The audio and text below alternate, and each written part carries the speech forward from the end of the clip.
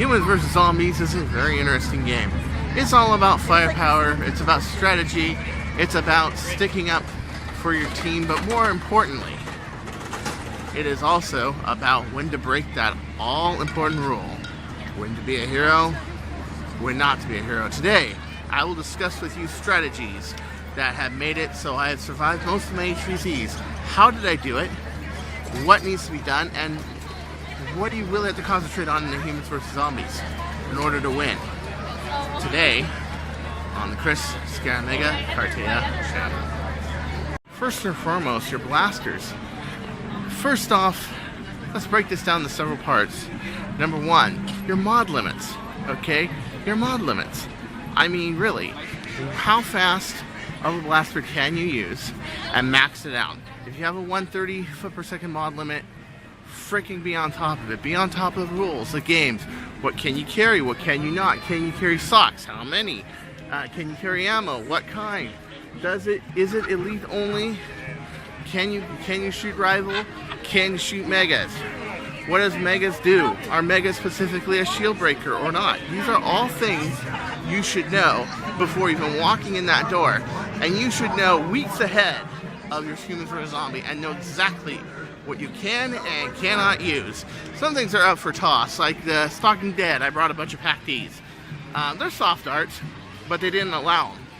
So my blasters that were tuned for 120 Rival and 140 Stefan, I was down to 120 because I had to use some spare ammo. Didn't stop me from winning, but it's one of those things that you can't really do unless you don't know it. Don't be too stickler on it. If really you run into problems like that, just roll with it. It's no big deal, okay? The other thing is, blasters. It's not necessarily how much firepower you have. I had 2 Cronoses and 1 Stefan shooting Mauser fire, and I won at the Stalking Dead at Ragnarok Oktoberfest. There were people with Jupiters, Prometheuses. There were people with proton packs at the end. That's out of darts. There are people with really heavy arms, okay, that got tagged out. This is not a firepower game. This is a choose your battles carefully, use your ammo carefully, and you want a blaster that, more importantly, fires every single time. It is less important how much ammo you have. It is much more important how well it shoots. And how well it shoots is not how far it shoots. It's that it fires accurately every single time. The blasters I usually use, such as the old school Super Veloce Retaliators, fired every time and fired at 110 feet per second every time. Beautiful. You really don't need a lot of power to play at HvZ. If you're picking power over reliability, you're picking the wrong game. You want reliable firing and reliable rate of fire. It does not have to be a really high rate of fire, and do understand you don't want to be spraying ammo everywhere. You want to conserve your ammo, which is point number 2, which is point number 3. 1 is know your mod limits. 2 is know what your blasters can do, and number 3, pick your blasters carefully. If it's gonna break on you in the middle of the round, well, that's not gonna help you. So at any rate, that's my first point, blasters. It should be known that the only real tag I ever got at an HvZ, I have lost 2, but I can really say only one of them was a genuine tag. And let me tell you how I lost. 2 things happened. Number one, my blaster jammed. So I had to run behind people with Nemesis, yes. And number 2, I didn't know that some of the Zeds had blasters. So of course, guy with a double shot, I thought was a human, I got too close to and got hit. In the last 25 seconds of West vs. Zombies, it happens. But 2 things there: 1, reliable blaster, and 2, really know the blaster stipulations. Every time the announcers say something like we're adding this or that or that, I know it's really boring to sit through the rules and sit through everything, which you should have already read anyway. But really, listen to them, because in that case I just got bored and I didn't listen to them. I didn't know that some of the Zeds had blasters, and if I would have known that, I would have avoided that guy, but I didn't.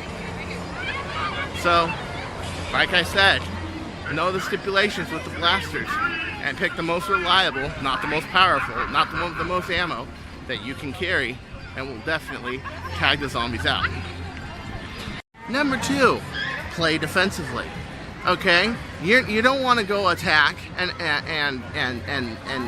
get tagged out. This becomes a little hard in an HvZ where you get, well, stuck out of hiding and you have to actually battle. That's kind of why I like an HvZ, because it makes it so you have to battle other teams, and it makes it so you have to get objectives and goals. Are you one that goes through the objectives or goals? If so, you're more than likely going to be one person that gets tagged out, but completes the objectives so that the team can win. Decide right off the bat, do you want to survive or do you want the team to win? Me, it's always survive. Hiding doesn't always do it, because when you're hiding and you least expect it, they will find your hiding place, they will tag you. I've seen lots of people. You are best off rolling with the group, helping out the objectives, but staying with the group. Don't get separated. That's number 2 point in point 2. Don't get separated. The zombies just wait for you to get it. And no matter how much you think you can just blow them away with your Prometheus blaster, trust me, you'll lose. You play that strategy, you get hit. Even if you win the first time, you might not succeed your next time. It could happen.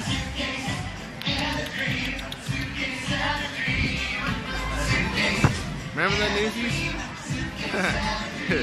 You guys know Cartaya lore, you know who they were victim of. Oh yes.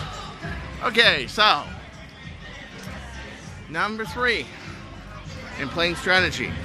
You have to know when to break that rule. Be a hero, don't be a hero, okay? And no matter what, you have to understand that this game does not get won without a team effort. So it means that you can't just sit back and hide, and sit back to spawn and hide, and do nothing but command and let everyone else get tagged out. No, because pretty soon there'll be no humans, and pretty soon the horde will overrun you. What do? My best strategy is to pick your battles carefully. If you know that someone's getting tagged, that's like a really good player, and you got a blaster and you're really close, go and try to save them. Yes, as long as it's not too far, too deep, and you got a good chance of not getting tagged yourself. Weigh your chances carefully. I have a few saves. They're not many, but they're few, and they were critical ones when I play. It's very important to weigh in when it is important to run in and save, and when it is important to stand your ground. But most importantly, my next point number 4 in chapter 2, is stand your ground. Meaning, you want to try to make territories where the humans are and where the zombies can't cross. You want to try to secure areas of the field with about, I'd say, 20 or so humans per area. And you want to create an area where you can move safely, or move in a band safely, without the zombies having much of a chance not meeting heavy resistive forces. The minute there are 2 or 3 of you and there's like 12 zombies, 20 zombies, your history, you're toast. And believe me, at the end that could happen if you're not careful. So the main thing is to form areas of boundary when you play. I forgot before going on soaring. Okay, about blasters. So back to chapter 1 real quick. Number 1. Don't get stuck to one ammo format. You may notice at Ragnarok Oktoberfest I was carrying a blaster that could shoot Steffens, but because I had a feeling that Steffen wasn't going to be a very common ammo format, I brought 2 Kronos blasters that I could dual wield that can use rifle balls. I had a pretty good feeling that rifle was going to be a pretty popular ammo format, so I carried 2 blasters on me that can shoot rifle. Elites are good. It's just when you pick up ammo, and put in mind, you may not be able to pick and choose ammo, but do pick ammo that is not deformed, bent, squished, what have you. Try to make sure your ammo is clean before rolling your blaster. Especially true if you're going seal breach, because you will scratch the inside of them. And yes, there are seal breach blasters that can do 130, 150 feet per second, and it's a good way to go. But do also understand that you want to make sure to use a system that is redundant. If one blaster fails, you can grab another one. And if you are going seal breach, make sure that you close the breach all the way. Carry extra O-rings, because you can break an O-ring breach. And also, if it does jam, be able to very quickly just grab a sidearm with the other hand. This is where two-gun shooting really helps, but not everybody can two-gun shoot. If you have to throw your blaster on the ground, grab another blaster, do it. Be ready to do it. And don't worry about your $300 FDL3, whatever. If you're not ready to throw it to the ground, you shouldn't bring it to HvZ. That's just my opinion. But at any rate, yeah, those were 2 points that I'd forgotten that are very important. How do we survive a final stand? Well, okay. Number one, you want to strategize. Keep a tight group. Keep a tight perimeter. If you can pick a perimeter where the zombies cannot get behind you, the best. And also, you want to have your high rate of fire people in the front, your low rate of fire people in the back, and the low rate of fire people aiming from behind the line of fire to hit the Zeds. This has the most likelihood of outcome. Do be ready to, if you're in the back line, be ready to move to one part of the line or the other. But if you're in the front, you got a Prometheus, a Nemesis, whatever, you want to stay stationary so people know where you are and where the main field of cover is, so you can fill in whatever holes in cover there is. Now, I was, of course, using 2 Cronoses. I left the Mauser fire for the very last wave because I knew I was going to need the accuracy, and I had gotten 8 hits in the last wave. 8 out of the 12 that were loaded in the blaster, and there were 3 rounds left, so that means I only missed 1. And I missed them because the dart went on me. It happens. So the main thing also is, if you're in the last wave, don't open fire until you can see the whites of their eyes, literally, until your blaster actually is within reasonable range to hit the Zed. Also, if you know you hit him, you know you hit him. Don't be a dick and pretend you weren't tagged, but at the same time, you saw him got tagged 3 times, stand your ground. But another thing I'd like to bring up is to be nice. This is a game of the Nerf community, friends. Be a good sport. You get tagged, take it. I thought that I might have gotten tagged, even though I was pretty sure I didn't, but it was so close that I got home and I looked up some video footage. If you do your video footage and you find you get tagged, tell them. Be honest. Yeah, I got tagged. I mean, at least you didn't have to play the whole day as a Zed, right?